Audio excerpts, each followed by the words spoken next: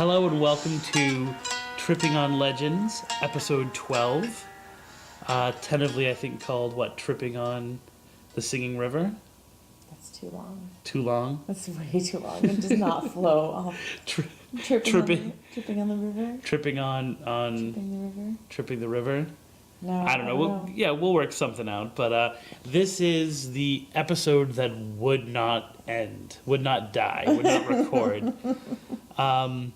We started talking about tripping this legend in November. November, yeah. It was either November or it was during because the Christmas time was the Mary episode, right? Where we did the Bloody Mary I think legend. this is October, November. This is like one of the original. This is like the OG episode 2. What does which that was mean, called OG? Original Gangster. Original Gangster. Yeah. I have That a little really more street wouldn't be cred applicable than here. Natalie does.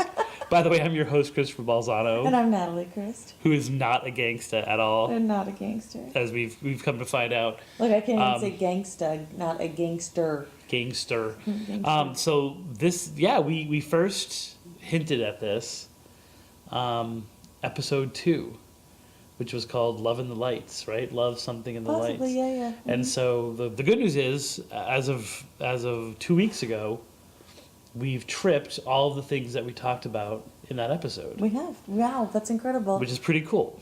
Pretty cool. I cannot say that I've done that for anything else in life. I know, it only took us like 27 months to do it, but still. And, okay, so. 6 months. 6 months.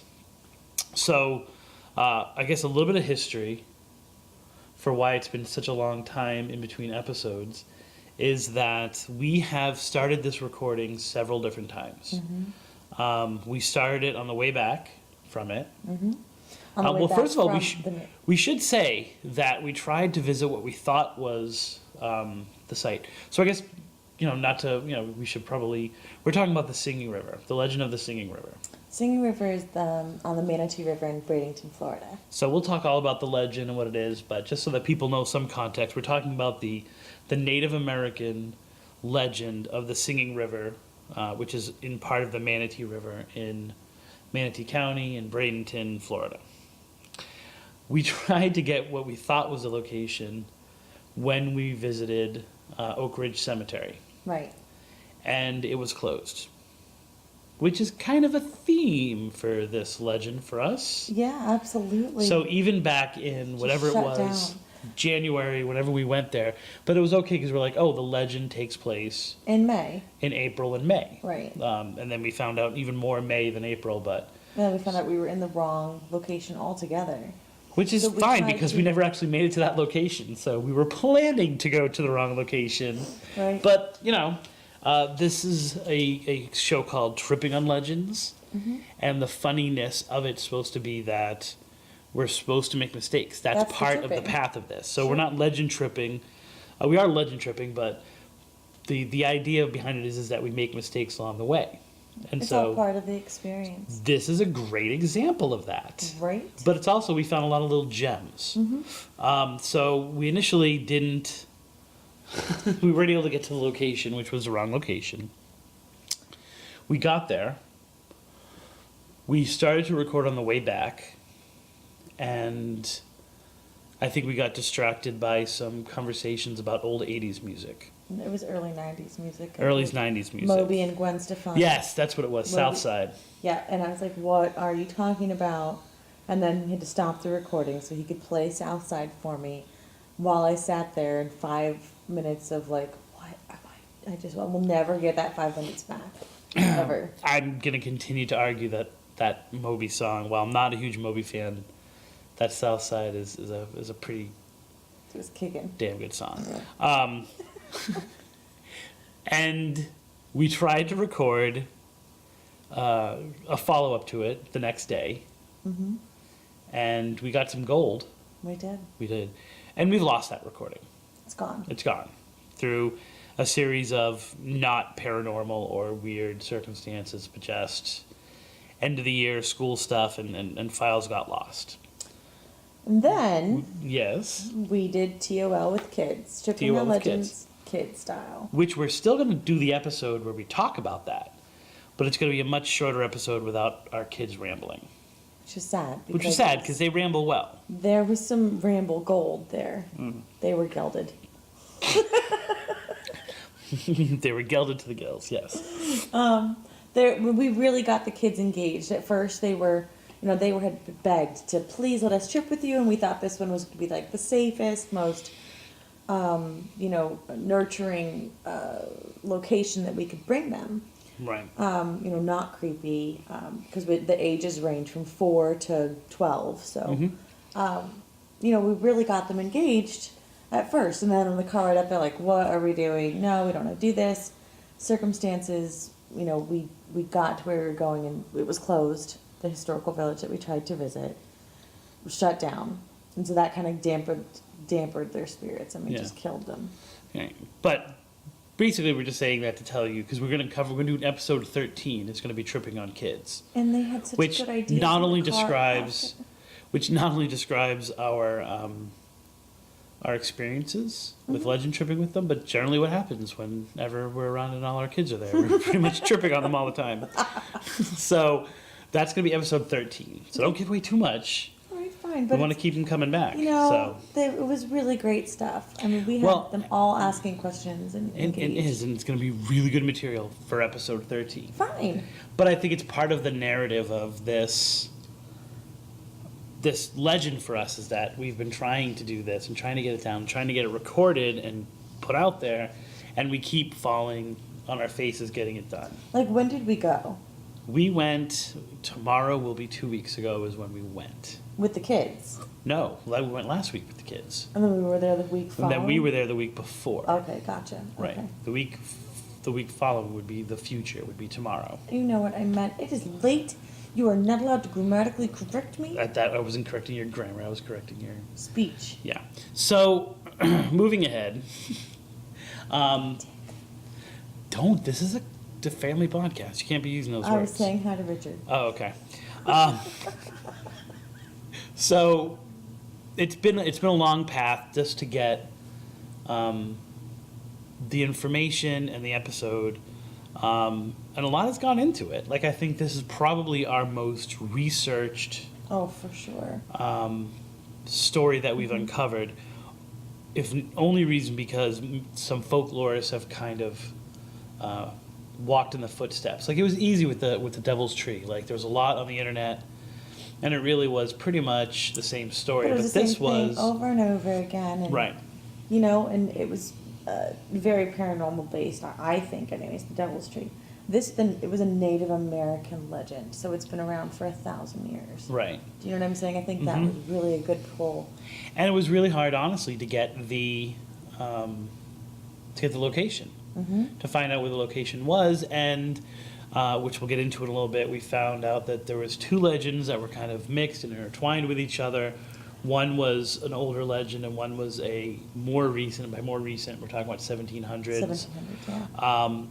And so to try to separate what the stories were between the 2 different legends and which was attributed, but it's And why was it the same location? That's just really cool stuff. But right, and this also involved getting an ancient text, not a text message, but an ancient. You're holding the ancient text in your hands right now. it's from the 80s. Okay, well that's pretty ancient for us. You're from the 70s. What does that make you?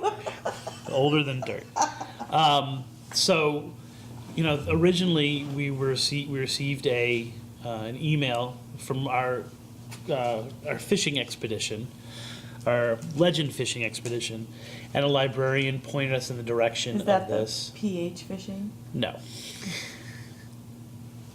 Pointed us in the direction of the legend, and photocopied parts of a book.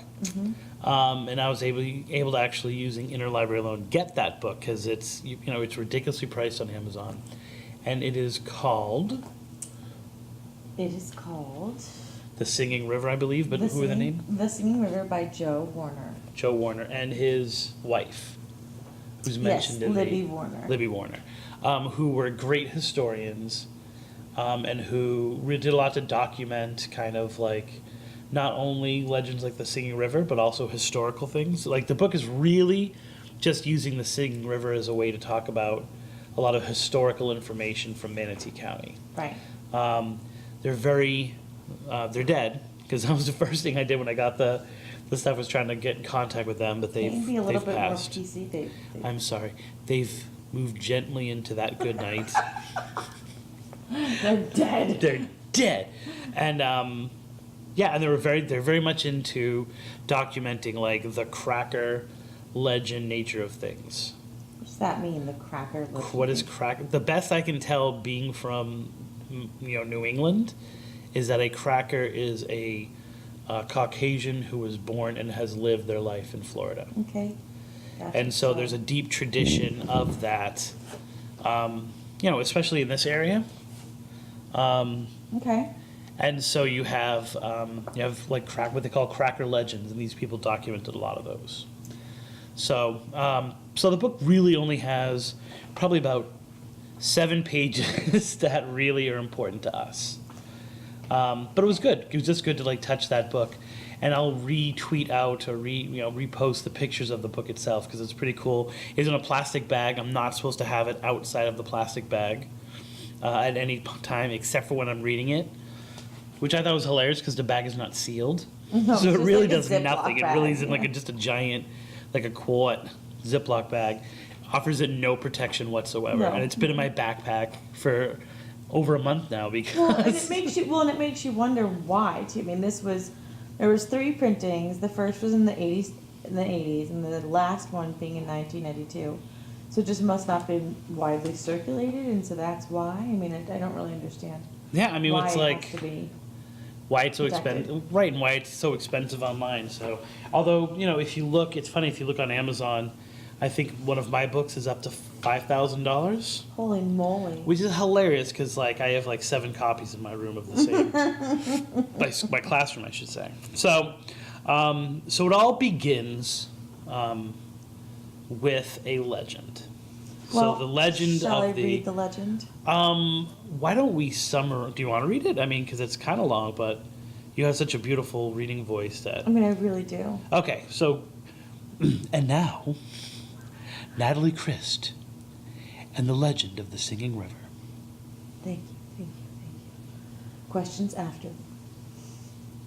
The great river of the mystic music was an unwritten boundary between 2 large Indian nations. Am I allowed to interrupt? Are you ever allowed to interrupt? No, I'm saying, like, can I add things as you're reading? Of course. Okay, can I just say one huge thing? Because I say this to my students all the time. Sure. Can you not bend the bind? That's what breaks the binding of the book. Sorry. No problem. I don't go to your house and bend your stuff. Go ahead. Continue. I beg to differ. Anyways, the 2 large Indian nations were the Timucuans to the north of the Great River and the Calusa to the south. The Medicine Spring on the south bank of the Great River was the location of the Calusa village. If you want to jump in here and let them know that we visited that. That's right. That was one of our primary goals, was like we wanted to find that Medicine Spring. And we did. And we did. And it's not so springy. Not so springy. Not so springy. The old ruling Calusa chief had a very beautiful daughter who was his pride and joy. Her hand was sought by many, a brave warrior, but she accepted none. Once upon a moon, the tribe to the north came across the great river to trade and visit. It was soon apparent that the dusky maiden and the Timucuan chief's son had fallen in love and were together for many pleasant days. Okay, can I stop you for 1 second here? Sure. So one of the things that one of the problems is going to be that we've had so much time to reflect on this and to find other information that it's kind of how to organize this episode is going to be kind of difficult. So it's going to kind of be stream of conscious at some points. But I don't remember you saying in anything that you just said that they were warring. It just said 2 different tribes, and it said they would even trade with each other once a month. Mm-hmm. So part of what we should say is we've tracked this almost identical legend to the Mississippi River as well. Mm-hmm. And we were in contact with a writer who has used that as inspiration of novels and stuff like that. Yeah, that was incredible. And so there are elements of this that are going to sound very familiar. And I always, until just now, when you were reading it, have thought of these two tribes as warring with each other, that they didn't And I get think along. we've And I said think that we've come before, across something that says it, but at least how it's documented in this, they are Maybe not they didn't enemies. start warring until after. Why, Natalie? What's going to happen? That was perfectly timed, and your tone was on point. Okay, it was time for the northern tribe to depart. Having the courage to approach the stern Calusa chief to ask his daughter's hand in marriage, the young warrior told the old chief of his home on a beautiful lake to the north, which we don't know the location of the Timucuan village. We never did find that out. No. Instead of consenting, the old chief flew into a rage and ordered the young brave to immediately leave the village and never return. During the night, the young warrior had a secret rendezvous beside the great river with his lovely maiden, vowing to return to her in one moon. That would be 1 month, right? Yes. The couple formulated secret plans to meet on the north side of the river with the rising of the moon. See? Rising of the moon. The month was slow in passing, but finally the appointed date arrived. With the rising of the moon, the impatient young maiden silently paddled her lone canoe across the wide expanse of the river towards the meeting place. As her canoe landed on the opposite shore, her lover ran to meet her and caught her in his arms. This is my favorite part. As he clasped her tightly to his breast, a sound filled the air. It seemed to come across the water. The brave thought they had been discovered, as the sound came from everywhere, over their heads, around and around their bodies, and then beneath them in the water. It was the most beautiful and lovely music. The maiden knew her brave to be mystified, and to soothe his alarm, she explained about the mysterious music that seemed to come from the great river on certain moons. He was spellbound and thought because of their great love, the river was presenting them with a good omen. Okay, I'm going to stop you there again. Go ahead. Because there's a few things about this part of the legend that we should probably identify. Mm-hmm. One, he doesn't know it. He doesn't know about the singing. Right. Okay, which would tell you that the singing happens on the south side No, and not the north side. not Because necessarily. he's on the north side and he's never heard the legend, and she's on the But south he's side. not, he doesn't live on the north side of the river. He's from the north. That's what I was saying. We didn't find the location of the Timucuan tribe.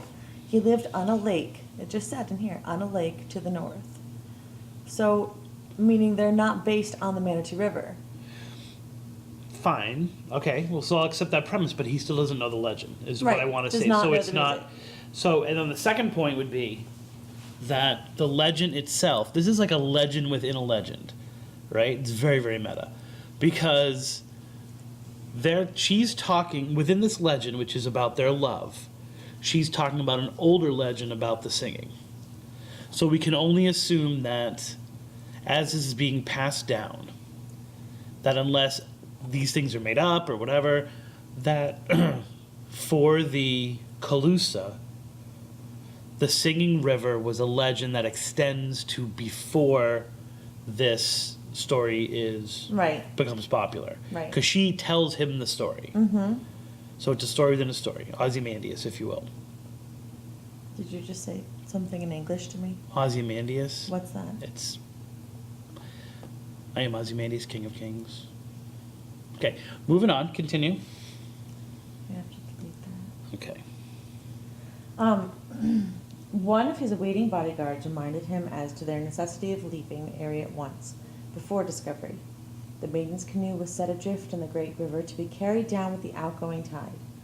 Satisfied as to having left no sign of their departure, the old chief's daughter took one last look across the river towards her village and bade farewell to her home and family. The party wound its way through the hammocks and pines until they arrived at her brave's village on the lake. They were married all with all the pomp and ceremony due to a chief's family. For a time, the young couple were very happy, but finally the bride yearned for her family and a drink from the medicine spring. Let me stop for 1 sec.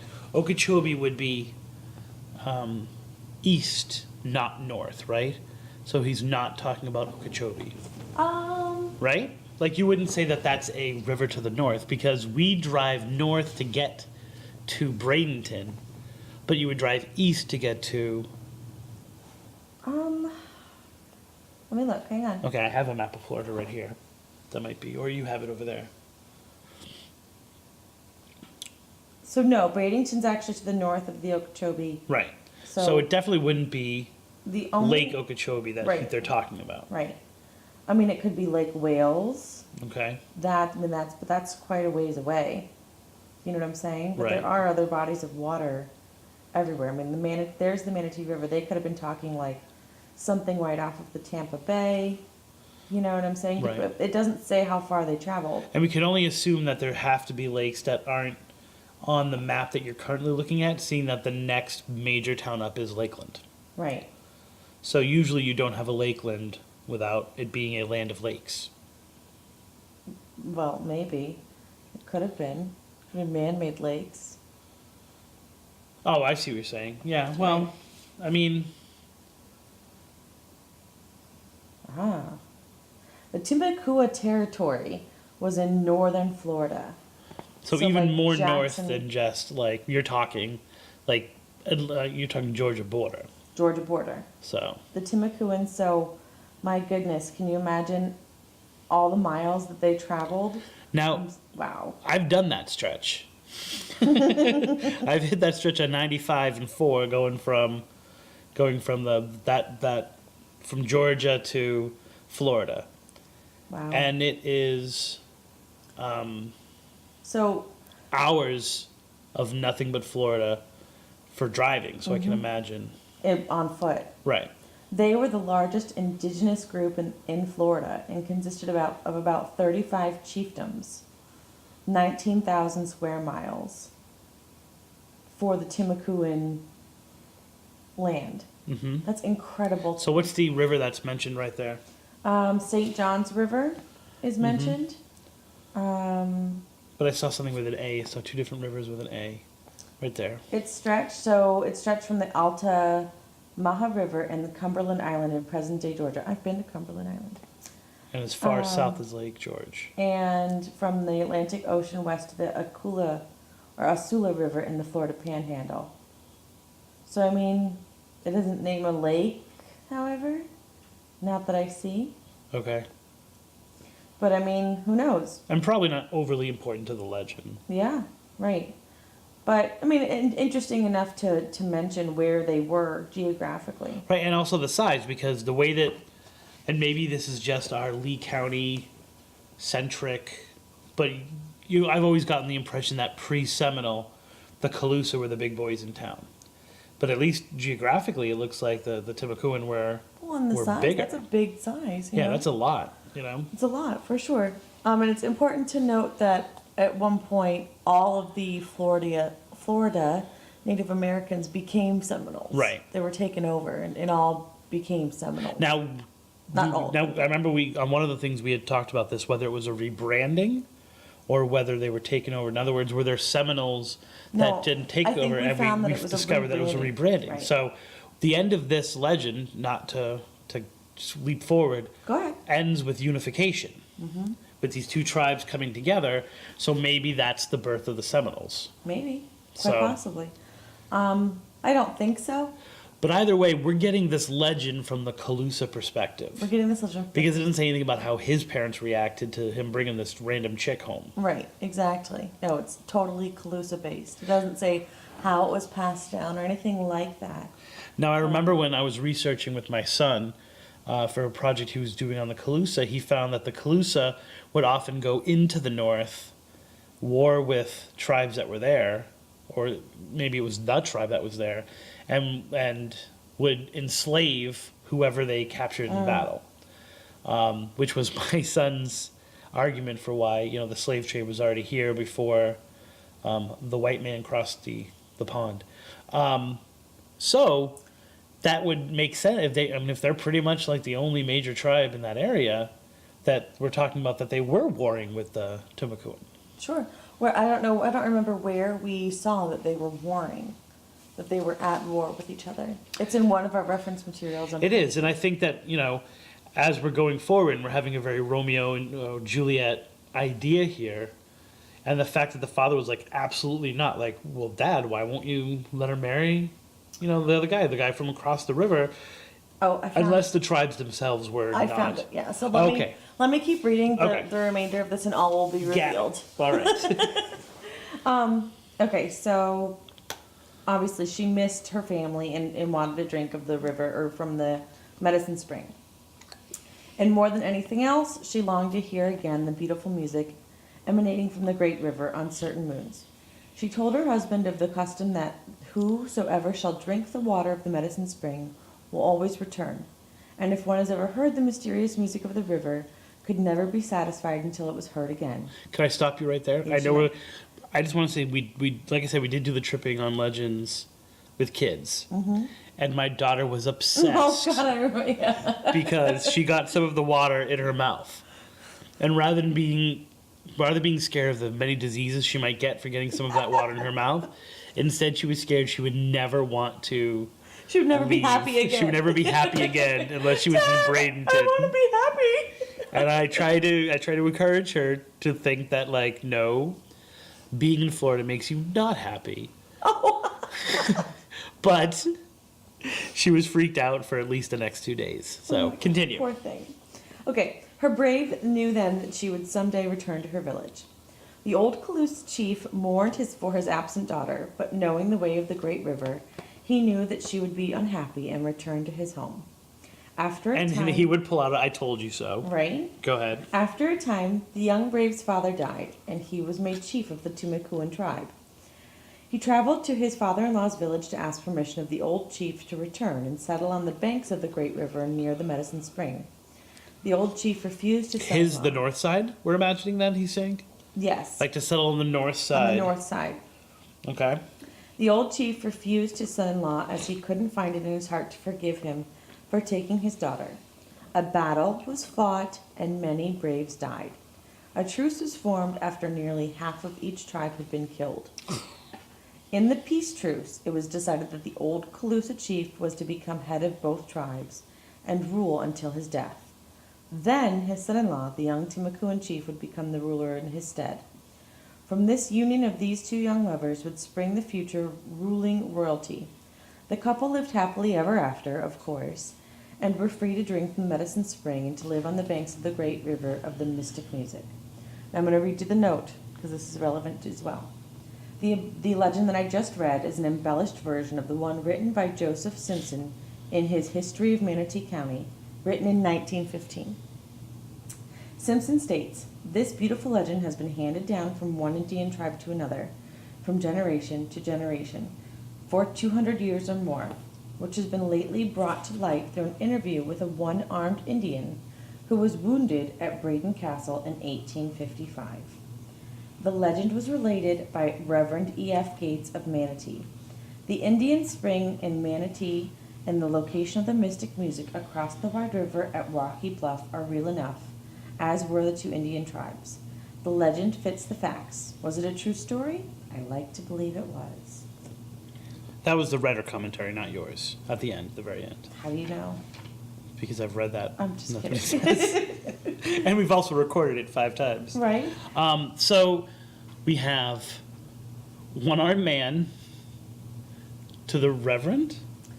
One-armed man, yep. So the one-armed Indian told it to Simpson. To Simpson. So Simpson tells it to, Simpson wrote about it it. in History of Manatee County in 1915. The legend was related, excuse me, by Reverend E.F. Gates of Manatee. It doesn't say when, but we know that the Gates family settled Manatee County, right? Yeah. So we know that they were told by somebody, but they settled and they passed it along. They passed it along. Right. And it eventually gets to Joseph Simpson. Joseph Simpson. Right. Who eventually he gets to.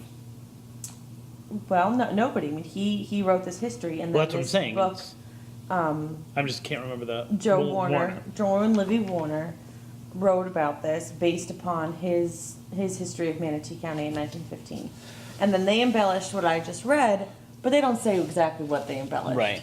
You know? And so this is really like the internet before the internet, because we've got like 5 different sources that are commenting on that and kind of adding their own stuff to it.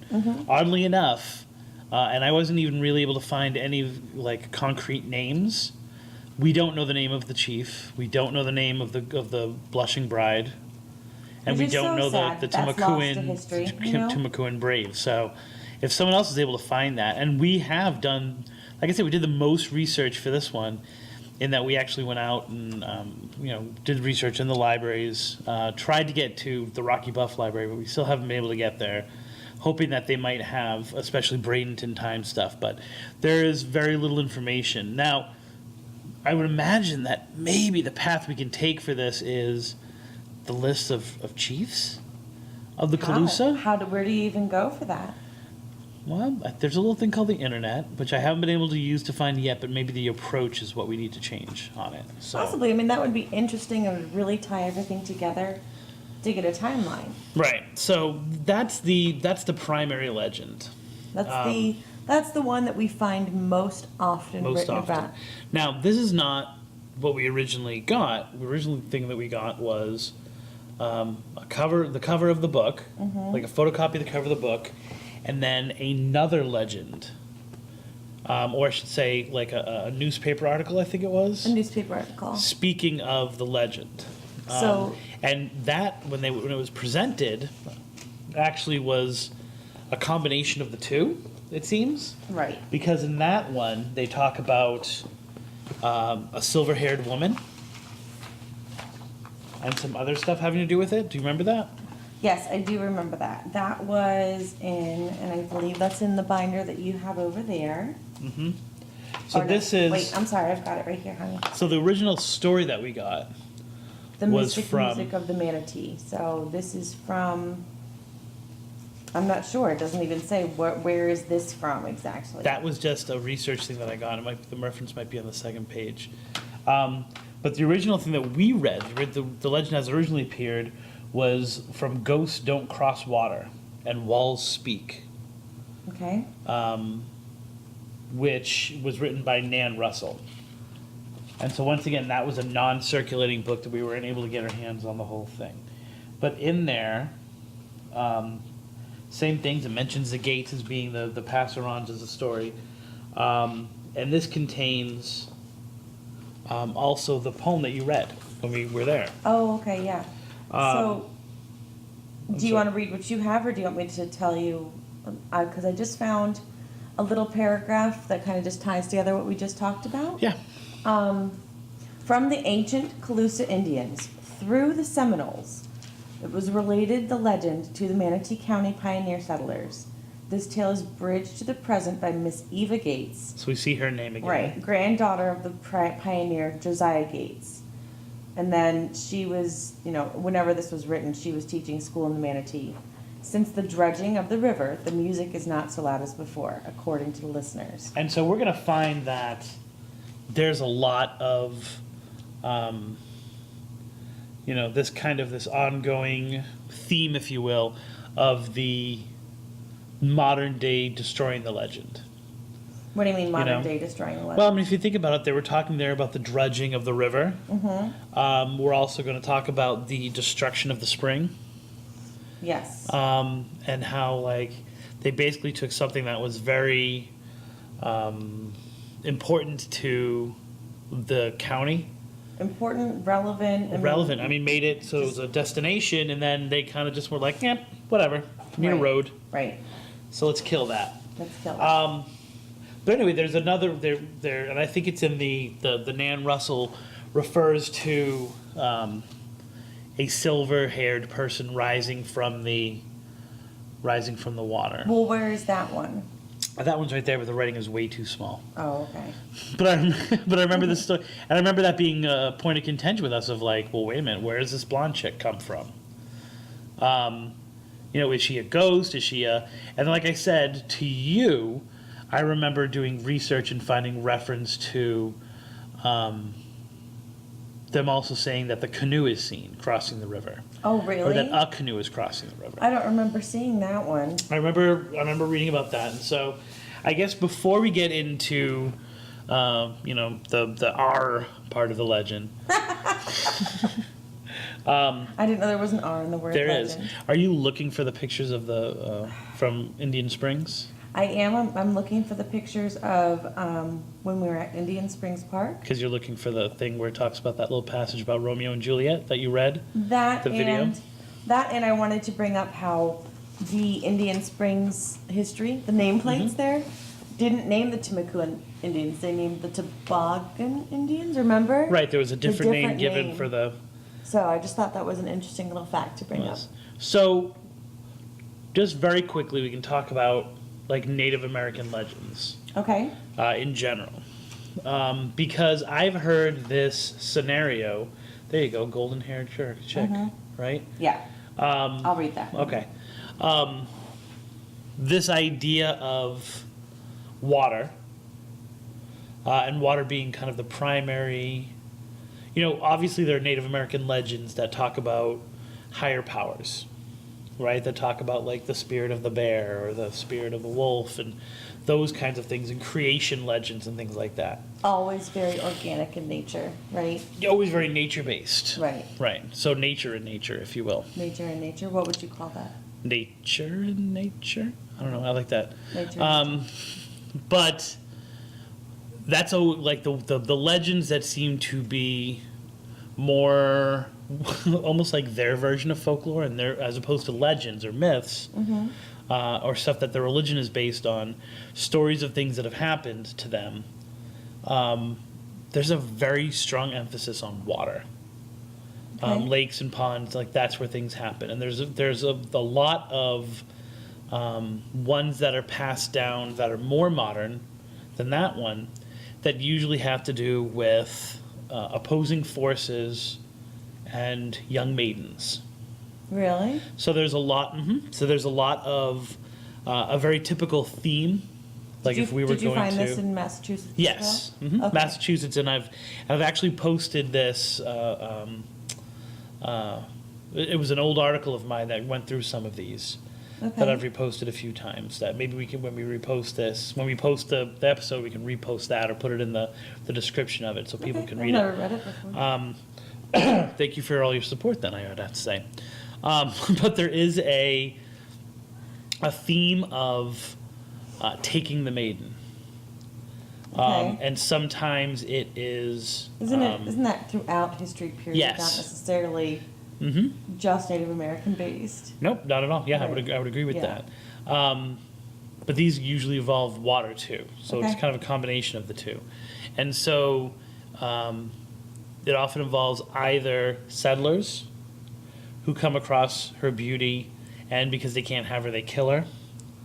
And so she's thought to haunt the river or the lake or whatever it might be. So basically, Or- feminist oppression has been happening since the beginning of time. Yeah, sure. And so I don't agree, only because I keep using the word chick. So obviously I'm, pretty advanced in my thinking.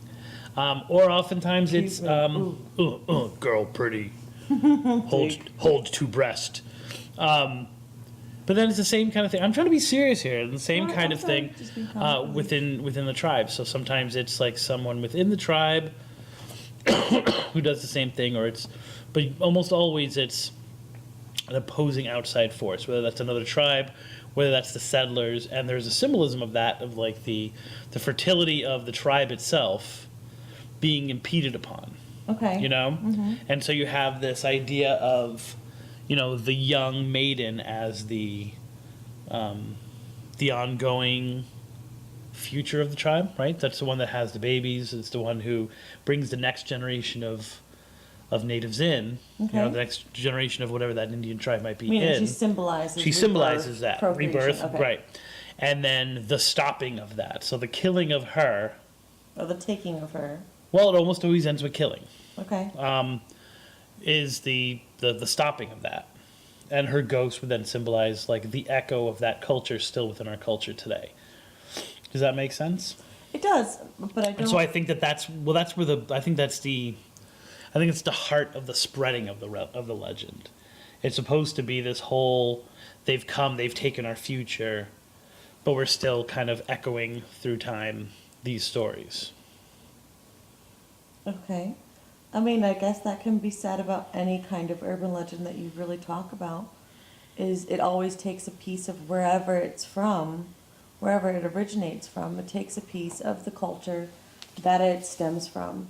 And there's that little piece that's lost to time forever it only exists within the legend. Do you know what I'm saying? I got you, and I think that when you view this legend through the prism of like what history tells us about relations between, especially settlers and Right. Native Americans, Right. that even if the theme of take the girl, kill the girl is universal through all cultures, I think maybe it takes on a different meaning in this particular instance. Is it because it's Because it does. one culture to another, or same culture? Yeah, Taking the girl, you mean? Yeah, well, or- no, I think because it's basically, creating a template for genocide. It's basically telling you about the killing of one culture for the sake of another culture. Now, I've seen stories of take the girl, I don't kill the agree girl. with that for this legend at all. Oh, well, not the Singing River one. Oh, which one are you I'm talking about the theme of Take the girl, Native okay. Americans, right? So if we have that idea, which is going to be relevant to the next part of the legend that we're going to talk about, right? Mm-hmm. But if we take this, that idea, or at least hold it kind of in that light, and we look at the differences with this legend is more of a unification legend, right? So sure. it's even though he takes the girl, he doesn't kill the girl. And he didn't really take her. She went willingly. Right. You know what I mean? So completely different kind of Right. legend. Well, than right, but take the unless girl, you're kill the girl. dad, in which case he took the girl. Right. Right. Right. Because it is a Calusa legend, and so like from their eyes, it would be that he took his daughter. But that's not. But isn't that funny to think about? Because it's being Right. told from the closest standpoint, but it also says in the legend that she wanted to go. Yes, with she is the one that You know what I defies mean? daddy and him. Right. crosses the runs river. away. Runs Right, away. yeah. So I think that's where the difference of it is between other things. Like they make reference to it in Indian Springs. They make reference to in other places the Romeo and Juliet, but this is not Romeo and Juliet. This is a happy ending. It is a happy ending. This is happy. This is like Well, a longing besides to the go war home. that killed half of each tribe. Well, yeah, but they're nameless people. They're nameless, faceless Collateral people. Like they would be a damage. subplot in this Collateral movie. damage for this one true great love. And what does it do? It creates the most powerful Native American tribe in Florida? Well, definitely in Florida, if not the South, right? Okay.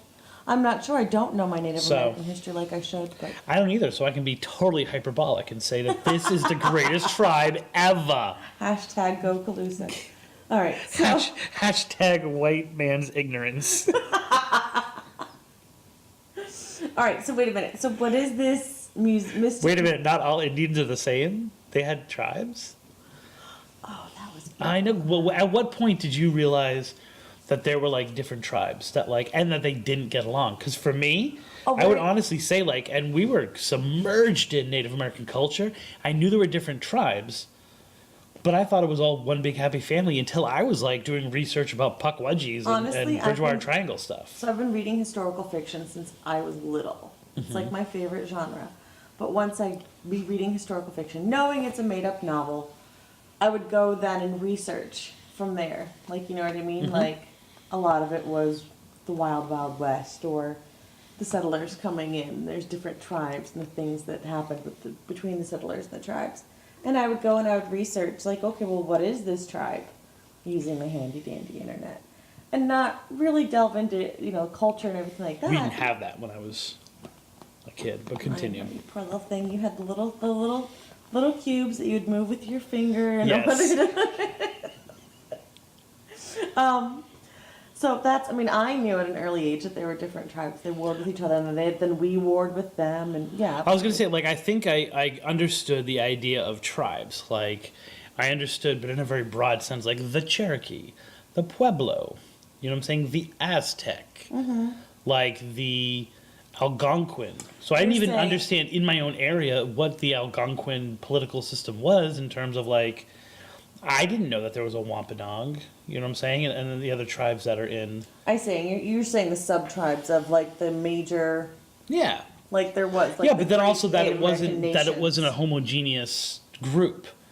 That it had all of the drama of any nations that are next to each other. until I was much older. Like and maybe that's just a difference, like a half generational idea of the way that we were taught about Native Americans. Possibly. Because number one being that we would never have called them Native Americans; they were Indians. So, Right. were you taught Native Americans or Indians? Indians. You were taught Indians. Okay. Probably not Native Americans until high school. Okay. You know what I mean? But I went to a Catholic school too, so things were different. All right. And they're generally much more progressive in the Catholic school system. Not so much. I know I was being sarcastic. Oh, okay. Okay. But just so sarcasm doesn't come over podcast very well sometimes. I think that people generally come from a state that he's being sarcastic all the time. This will be easier. Where does this come from that I'm holding in my hand? That's what I want to know. I got Music it. of I the can't, Manatee. remember it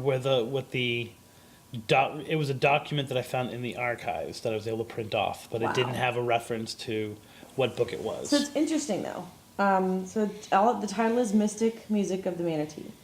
And this again goes through the Indian legend of what I just read, essentially, pretty much. What I do want to read here, mysterious legend handed down to them. A legend handed down to them from the ancient Clusa Indians who lived in the vicinity of the Manatee prior to and during the Columbian period when the sounds had their traditional beginning. So what exactly is the Columbian Yeah, I don't understand period? that. Well, that would be Columbus coming. Okay. But I don't understand what that means, like where it says who had their traditional beginning, because that makes it sound as if the singing river had its beginning in Columbus's time. That's what that makes it out to seem. That's what that makes that seem, but then this sounds like it's Right. much like All right, so let me read the rest. So All right. many years ago, so the legend runs, a strange craft with huge wings came gliding up the river as if in great fear. Soon others followed in swift pursuit, and the watchers from the shores say many queer parcels dropped over the sides of the leading vessel. All except 2 of the Spaniards, for so they were, went ashore in canoes.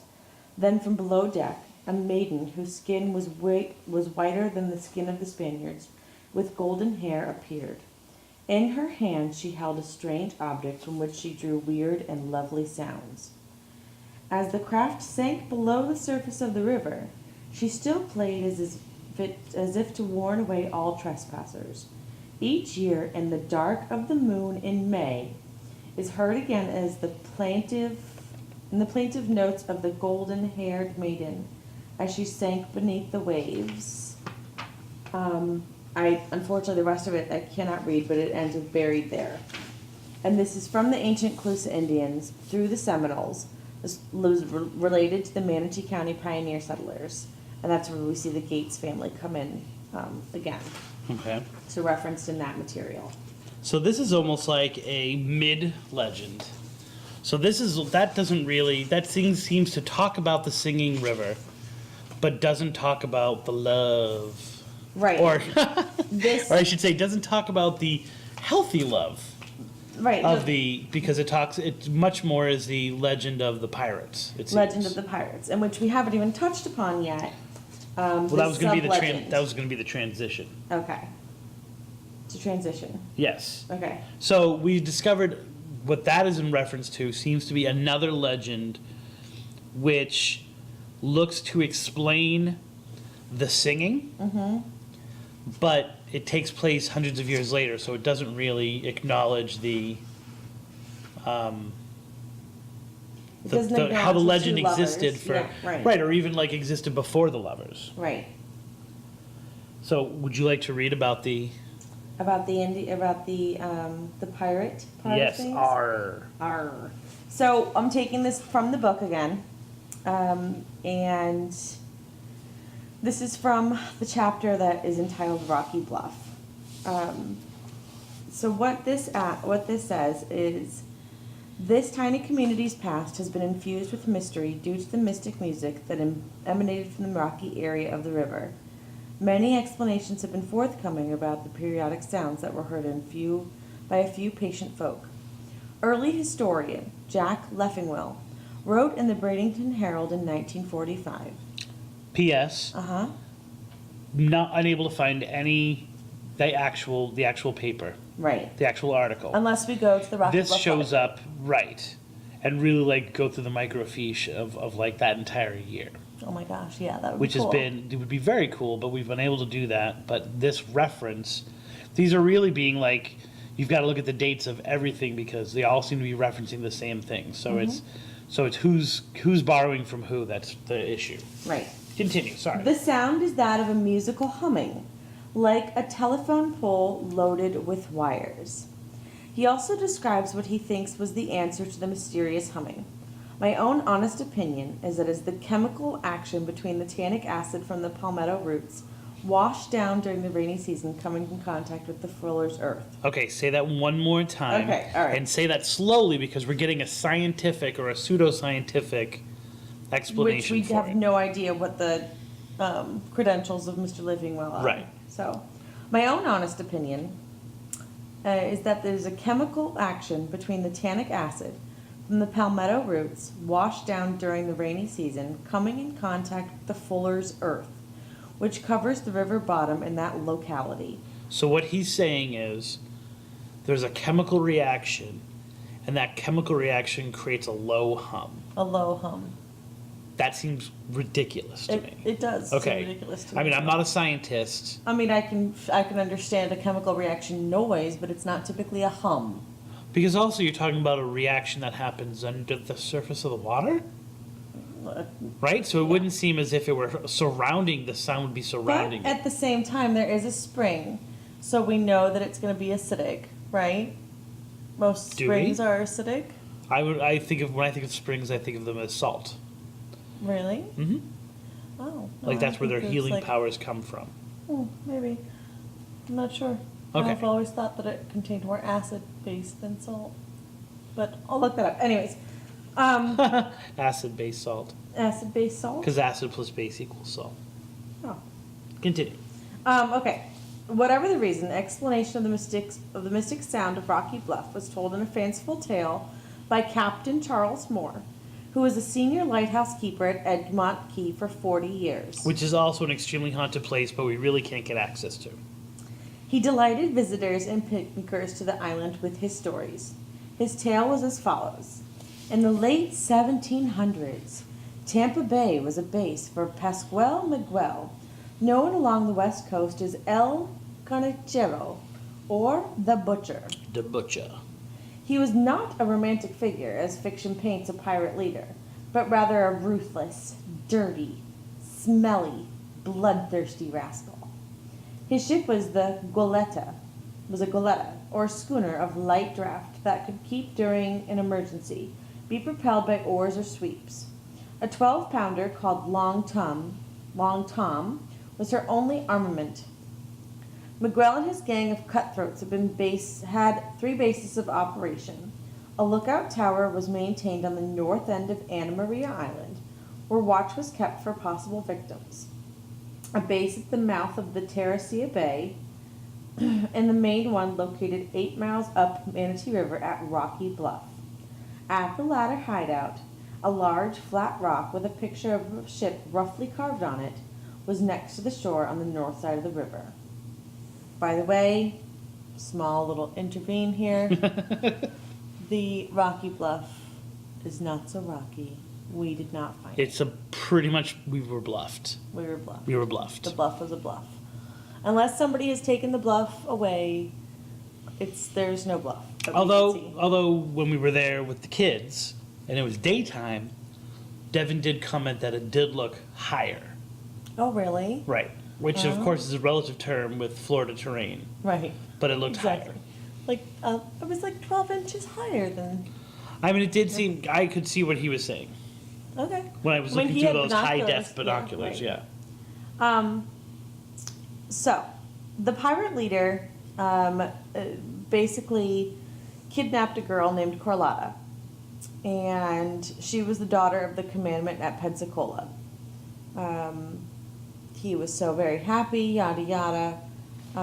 He carried Carlotta to his Terracea Bay, where he sought to conquer the unhappy girl. We won't go into what conquer the unhappy girl means. But it's hot, As far as pirate romance goes, Yes. for sure. for sure. Totally.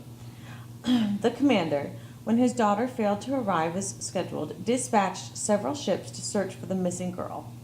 When Miguel sighted the search party, He put Carlotta on board his boat and fled up the Manatee River, where he was confident a larger vessel could not follow. He lived aboard his ship with Carlotta for many days while the search went on. His beautiful prisoner became despondent and despaired of being rescued. In order to keep her happy, Miguel created an aeolian, I believe that's the word, harp made of steel strings strung across her porthole for amusement. When the wind played against the strings, it set up a vibration which sounded like a musical hum. So there we have a musical instrument, even though that's like a guitar. That's the cause of the music. This particular. So it's right. So it's pretty much stealing. No, you silly Native Americans! It was a pirate that did it. Right. Exactly. So, and that's also the reference to the golden-haired woman rising from the water. Hang on. In the early, I'm sorry. Continue. Nowhere have I said that Carlotta had golden hair. Okay, but I mean, generally, if you're going to abduct someone, a Commodore's daughter, she's probably blonde. Really? That's pirates seem to like blonde girls. I think I read that somewhere in the pirate code. I think you're just making Set down by Bartholomew and. Oh my god. All right, so. Okay. After Miguel, tired of the seclusion of the upper Manatee River, he prepared to set sail with his crew for further adventure. Realizing she was leaving the area forever, Carlotta decided to go do away with herself. She managed to force a small hatch leading to the bilge of the ship. On the ship's bottom, she drilled many holes with an auger that was lying nearby in a wooden box. The scuttled ship went down to a watery grave, taking along Carlotta. The crew escaped to shore and fled into the woods, never to be heard from again. Today, during the full moon of the months of May, June, and July, on a still night, one can hear the aeolian harp being vibrated by the tides, playing a sorrowful song for the lost Carlotta. So, I've been rejected by women before. No. But no one has ever said, I'm going to sink an entire pirate ship and do away with myself. Just to get away from you. Just to get away from you. They've had some creative ways, but... They did say it was dirty and smelly and bloodthirsty. Now that they have told me, that I am dirty and smelly and bloodthirsty. Bloodthirsty too? But never, and so now I'm going to use them. Oddly enough, I think that I knew someone named Auger who told me that. Oh my god. Too. A lot of French Canadians in Manchester. So. So here's more. Okay. The next part of the story actually happened and was remembered by many who lived in the Ellington area, which is right next to Bradenton. In 1892, a strange black schooner sailed up the Manatee River, passing all the settlements without hailing or stopping. She arrived at Rocky Bluff at dusk and cast anchor. During the night, an explosion was heard by the people of Ellington, and the next morning, a party of men, led by Dudley Patton, journeyed upriver to investigate the blast. Upon reaching Rocky Bluff, they discovered a hole where their favorite rock with the roughly carved ship on top, near the shoreline, had been blasted into many small pieces. It was evident from the hole that a square object had been removed from the sand beneath where the rock had once stood. The mysterious ship had departed silently in the night. Many wondered if the ship had been found a hidden treasure left there by the famous pirate Pascual Miguel. Otherwise known as Smelly, dirty, bloodthirsty. Right, Captain Bloody Smelly. So, they've got an interview in here, about somebody that story was passed down to. So, just all very interesting things, and all really goes to the validity of the Singing River is a real thing. The Singing River is... And that's, if our mission statement is that every town is every area is molded by the legends, that this is a great example. It's a great example. And the author of that book, the couple, Warner,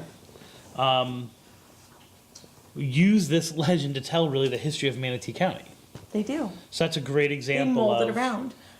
And another thing to point out too, and maybe not even as relevant for the legend itself, but everything in this area, and I had the kids Yeah, point right. this You out had too, the kids do this. was named Manatee or Indian or Spring. something like a river. Right. You know what I mean? Just everything was tied to the I Manatee mean, for River. that Everything. whole county, it seemed. Right. Absolutely. And then we started everywhere we noticing them in our county as well. went. Yeah. It's just neat how it extends and how it shapes the community 300, 400, 500 years later, And that's a really good place for us to stop the episode. This is Crist Balzano. Natalie is not with me right now. But we got some feedback about the length of the episodes themselves. So we decided to kind of try to stick with 1 hour format. This episode was recorded all at once. It was 2 hours. So we're like, you know what?